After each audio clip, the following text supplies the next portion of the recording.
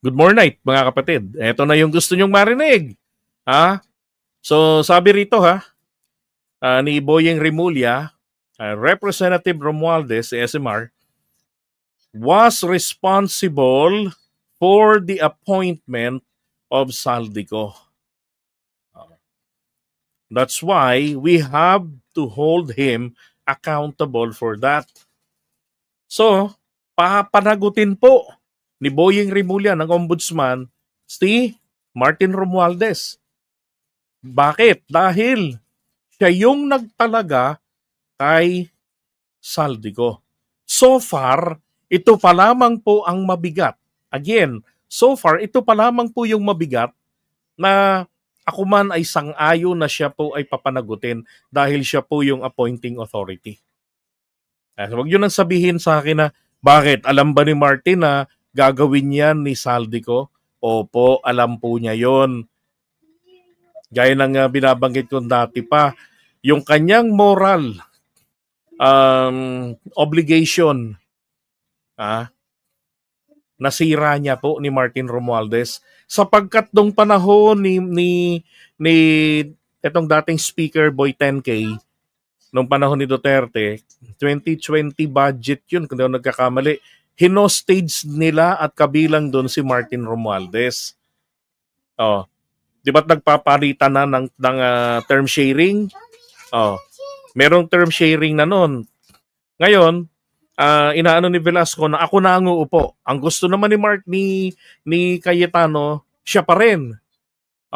Anong ginawa niya? After ng pagkakapasa sa second reading ng national budget for 2020, ay in-adjourn niya ang Kongreso, ang House of Representatives. At November, kung di ako nagkakamali, 14 pa, magre-resume ulit. So, ganun kahaba. Pero, pinag-uusapan po noon, nakabinbin ang national budget. Kaya sabi ko, hinostage niya. Pero ang sabi niya, okay, mag-alala, kahit na tayo nakabakasyon, yung mga gusto na magpasok ng kanilang individual amendments, ibig sabihin doon, individual insertions, ay dadalhin po sa opisina o sa tanggapan, mayroon daw maliit na lamesa doon or cubicle, ang mga taga-small committee na miyembro rin naman sa ilalim yan ng Committee on Appropriations. At doon ay isa sa namuno ay si Martin Romualdez nung siya po ang Deputy Speaker. Hindi Deputy, Majority Deputy Speaker. Madyo nga tawag sa kanya. Kaya alam na alam po ni Martin Romualdez ang korupsyon at yung small committee. Paano nangyayari ang insertion? Yung illegal insertions. Nung siya po ay naging Speaker of the House, hindi niya inalis yun. Pinabayaan niyang magpatuloy. At itinalaga pa niya etong si Saldico na alam din kung paano ang gagawin. Yes, that's correct, Sir Carlos. That's negligence. At saka hindi po yan simple negligence. Kasi meron po siyang personal knowledge sa kayang gawin na yan ni Saldico. Pero hindi niya tinigilan eh. Hindi niya pinigilan. Hinayaan niya. Kaya nga nagalit na ang Pangulo natin noong 2025 January. Kaya nag-resign na si Saldico. At yun yung panahon din na nagsimula na hindi na natin makitang laging nakabuntot si Speaker Martin kay PBBM. At syempre, sino ba ang kakausapin ng Pangulo natin, Attorney Maripas? Hindi ba kung sino rin ang isang malapit sa kanya? Sino? Si Toby Chanco. At doon niya nga nalaman-laman kung ano after election, kung ano ang talagang nangyari. 'Di ba? Sa budget. At kung ano yung nangyari doon sa mga pagpirma sa impeachment ni Sara. Na may mga pinapirma pala doon, kumbaga binili kapalit ng pondo. Yung for later release na pondo. Na hinihingi na rin ni Amy noon na i-release na mga nasa 6 na bilyon. I-release na ng pamahalaan. Kasi kalagitnaan na ng taon, anong petsa na, 'di ba? Oh, yun. At kung bakit merong for later release, kasi pinaghihinalaan nila PBBM bago pa man niya pirmahan ang GAB, yung General Appropriations Bill, ay nakikita na nila yung problema doon sa mga line items na yan. Na kung ibivito niya, mahaba pang proseso, baka di umabot. 'Di ba? Kaya ang ginawa niya, pinirmahan niya pero i-hold ang pag-release ng pera. Tinatakan niya ng for later release. Oh, kaya hanggang ngayon, hindi po nare-release yung mga pera na yun. Oh, ganun yung nangyari. Kaya kung tutuusin, meron din namang katuwiran itong desisyon ng Korte Suprema sa impeachment ni Sara. Kasi depektibo yung layunin. Sabi nga falsus in una, falsus in omnibus. Oh. Diba? Pero hindi nila inabsuelto si Sara doon. So yun po yung problema natin dito kay Speaker Martin. Naiintindihan ko. Kasi pag mahinang leader, gusto niyang manatili sa kapangyarihan, mananahimik siya sa galaw ng mga taong nagluklok sa kanya. Pero yung mga nagluklok sa kanya ay ginagamit na lamang siyang rubber stampad. Diba? Ganun yung nangyayari. Taga-approve na lang siya, taga-yes man. Kapalit nun, stay in your position and then we will do the rest. O ano ho nangyari? Anong consequences ng kanyang negligence? Diba? Dawit siya ngayon. Pag minalas-malas pa siya, baka ho makasama pa siya dito sa sa sinasabi ni Dison na baka mga nasa 60 katao ang tansya niya na magpapasko sa loob ng kulungan.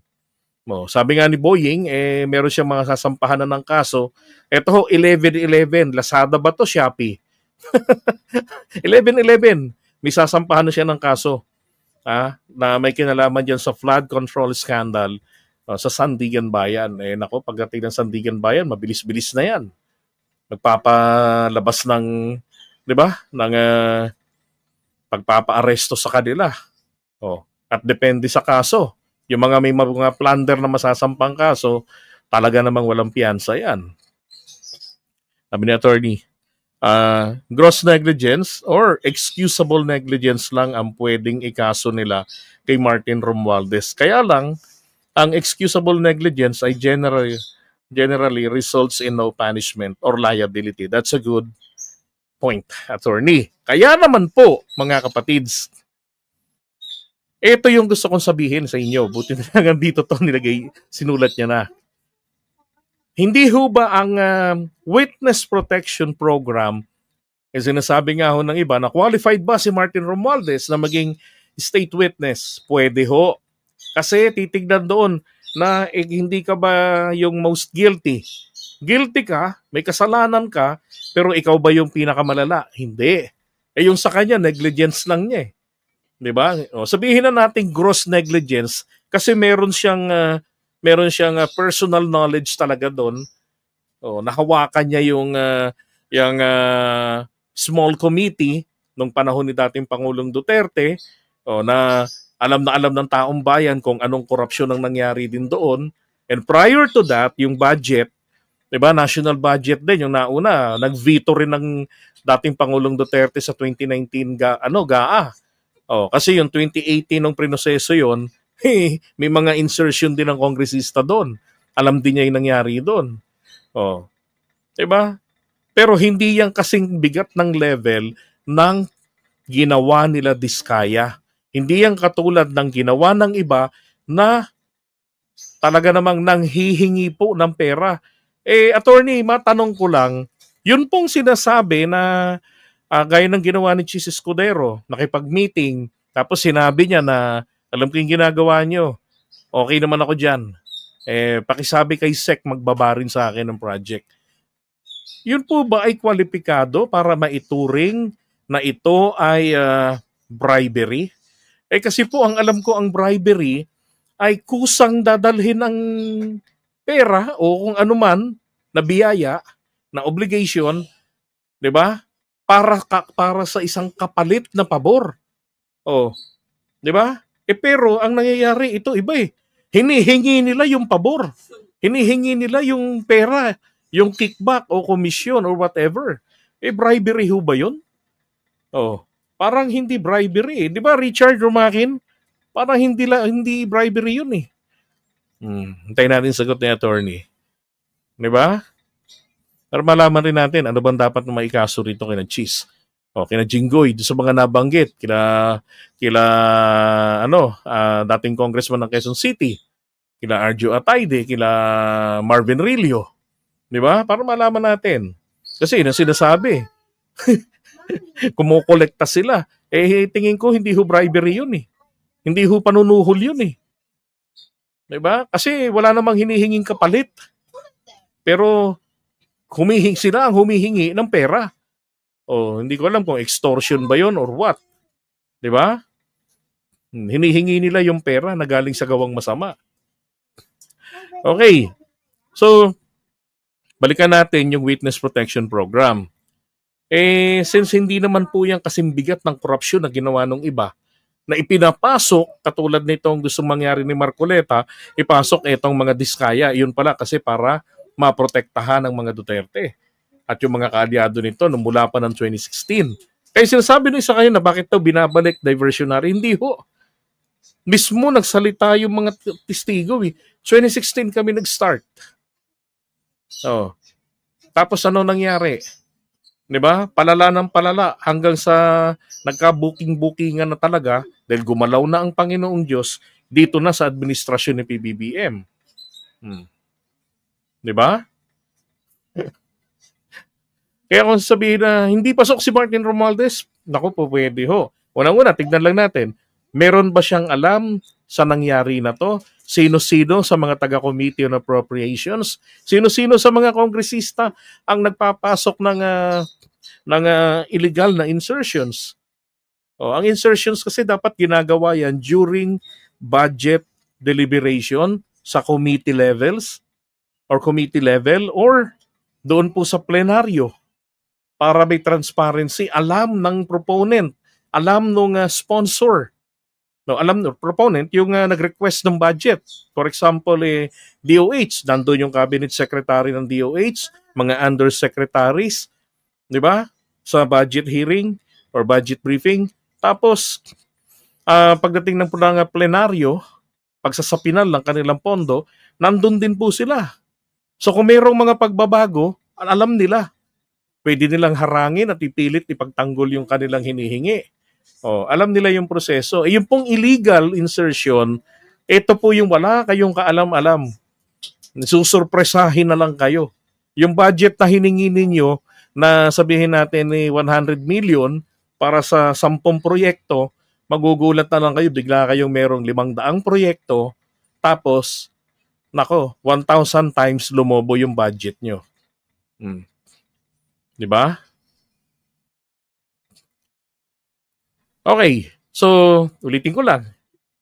Kung kay Martin Romualdez lang madidinig ang papanong nangyari ang proseso na yan, paano na-insert yan, isa yun sa elemento eh.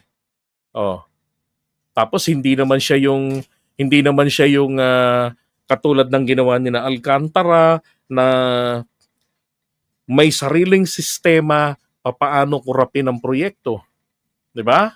So hindi siya talagang pwede siyang pumasok. Ang problema lang ito, yung mga taga-batis ng kamangmangan, hindi po nila alam yan. Maging yung batas ng Witness Protection Program. Alam lang nila titulo. Ang alam lang nila mag-akusa, hindi nila alam kailangan ng ebidensya. Ganon. Ang gusto nila, pagka inginuso ng kung sino, kailangan hulihin na.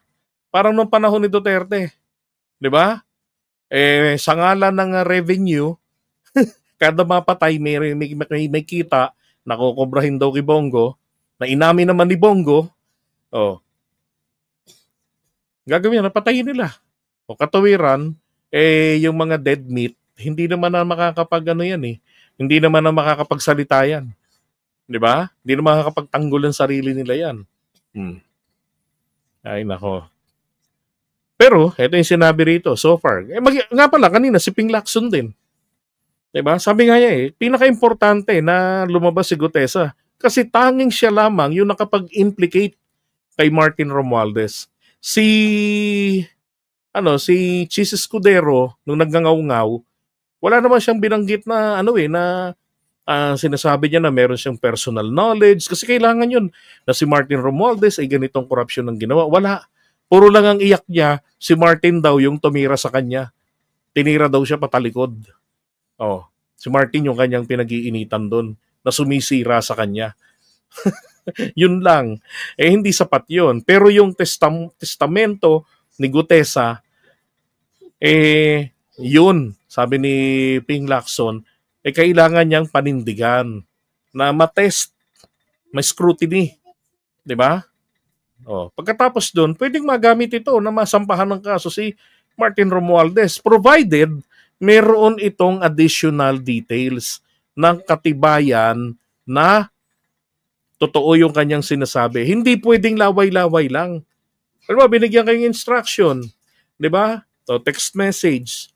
Binigyan kayo ng instruction ay nakadikit doon sa maliit na papel. Post-it. Pwede na yun, sabi ni Ping Lacson. Or diary mo nung araw na yun na sinabi mo, inutusan kami magpunta kay ganito. Kahit na po ngayon niya gawin yung diary, matitest po anong petsa ba talaga sinulat. Matitest yan.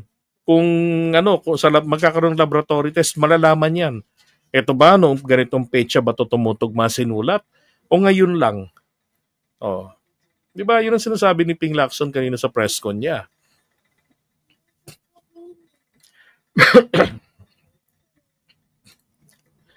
Okay? Kaya pasensya na kayo ha. Yung sinasabi ko kanina na ito na yung pinakaabangan nyo. Pero nakalimutan kong sabihin, baka sumakit ang kalooban nyo pag hindi siya nakulong at siya pa yung naging qualified para maging state witness. Okay?